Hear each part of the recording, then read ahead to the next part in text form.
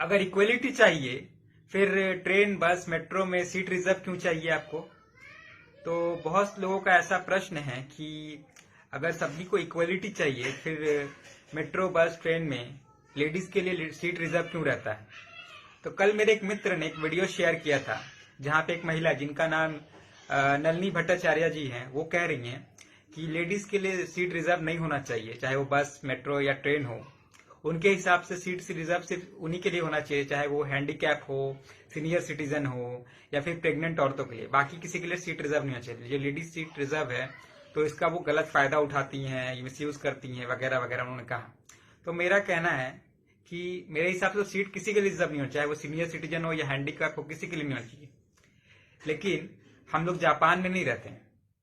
Japan में एक system से काम होता है, या फिर वहां के लोग के पास कॉमन सेंस है या सेंसिबिलिटी है कि उनको मालूम होता है कि जो सामने वाला इंसान है उसको उस सीट की ज्यादा जरूरत है हमसे, तो खुद ही सीट छोड़ देते हैं, वो उसको दे देते हैं। लेकिन हम जिस देश में रहते हैं ना, तो वहां पे ये कॉमन सेंस हो गया या फिर सेंसिबिलिटी, ये चीज नहीं है। तो मैं आपको एक किस्सा सुनाता हूं मेट्रो का, 2-3 हफ्ते पहले का। तो वहां पे मैं ट्रैवल कर रहा था, तो मेट्रो में एक हस्बैंड और वाइफ चढ़े, और तो हस्बैंड के गोद में उनका बच्चा था, काफी छोटा सा। तो मैंने उनको देखा, तो मैं बैठा हुआ था, तो मैंने उनको बुलाकर अपना सीट ऑफर किया।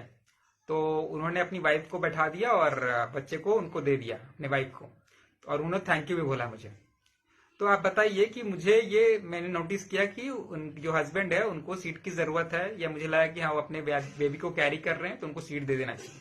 लेकिन आप बताइए कि रेगुलर जो डेज पे है, कितने लोग ये चीज नोटिस करते हैं कि जो सीट पे बैठे हैं वो, तो उनको किनको लगता है कि जो सामने वाला इंसान है उसको हमसे ज्यादा सीट की जरूरत है, तो हमको उसके लिए सीट छोड़ देना चाहिए? कितने लोगों को लगता है?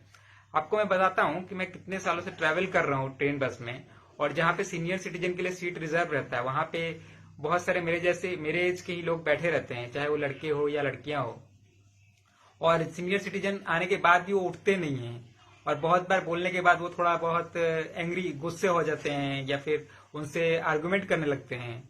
जबकि नॉर्मली ये होना चाहिए कि उनको सीट छोड़ देना चाहिए, लेकिन ये चीज होता नहीं है। आपने भी नोटिस किया होगा। अब अलग बात है आप अब इसको मतलब क्या बोलते हैं, एक्सेप्ट नहीं करेंगे, लेकिन ये चीज आपने नोटिस किया होगा।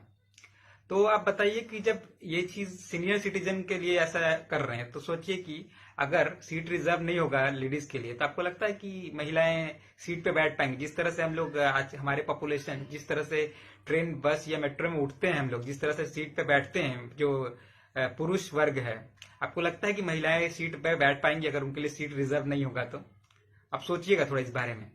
अब मुझे तो लगता है कि हमारे अंदर वो कॉमन सेंस या फिर सेंसिबिलिटी है कि हमको माने ये पता होना चाहिए कि किसके लिए सीट छोड़ देना चाहिए या किसके लिए सीट नहीं छोड़ना चाहिए, जो भी है।